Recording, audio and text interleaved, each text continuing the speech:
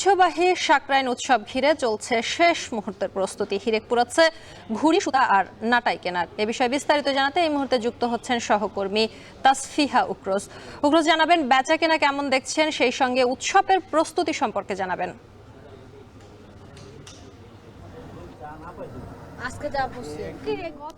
শম্পা, পুরান ঢাকার ঐতিহ্যবাহী যে সাকরাইন উৎসব তা কিন্তু বেশ জাঁকজমকের সাথেই শুরু হয়ে গেছে এবং এই উৎসবকে ঘিরে আসলে পুরান ঢাকার প্রতিটি অলিতে গলিতে, বাসাবাড়ির ছাদে কিন্তু আসলে একটি উৎসব মুখর পরিবেশ বিরাজ করছে।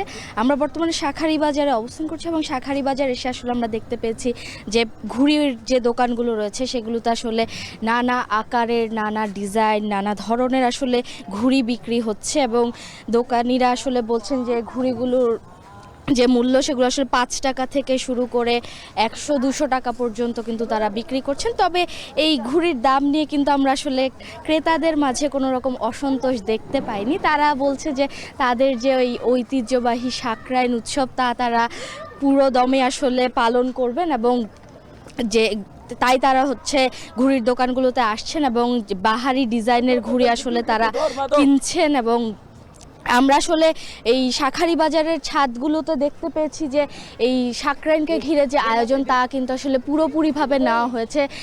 বাসাবাড়ির ছাদগুলোকে সাজানো হয়েছে বর্ণিলভাবে এবং এখানকার যে বাসিন্দারা রয়েছেন তারা আসলে বলছেন যে বিকালের পর থেকে কিন্তু সাকরাইনের যে মূল আনুষ্ঠানিকতা সেগুলো আসলে শুরু হবে, অর্থাৎ ঘুড়ি উড়ানো কিংবা ফায়ারওয়ার্কসের যে আনুষ্ঠানিকতাগুলো রয়েছে সেগুলো মূলত বিকাল থেকে তারা শুরু করবেন। তবে এই সকালে এসেও কিন্তু আমরা আসলে দেখতে পেয়েছি যে সাকরাইনের যে আমেজ তা কিন্তু আসলে এখানে পুরোপুরিভাবেই লক্ষ্য করা যাচ্ছে এবং এ নিয়ে আসলে এখানকার যে বাসিন্দারা রয়েছেন তারা বেশ উচ্ছ্বসিত এবং সাকরাইনকে ঘিরে যেই আনুষ্ঠানিকতাগুলো রয়েছে সেগুলো আসলে মূলত বিকালের পর থেকে কিন্তু শুরু হবে বলে বাসিন্দারা আমাদেরকে জানিয়েছেন। শম্পা,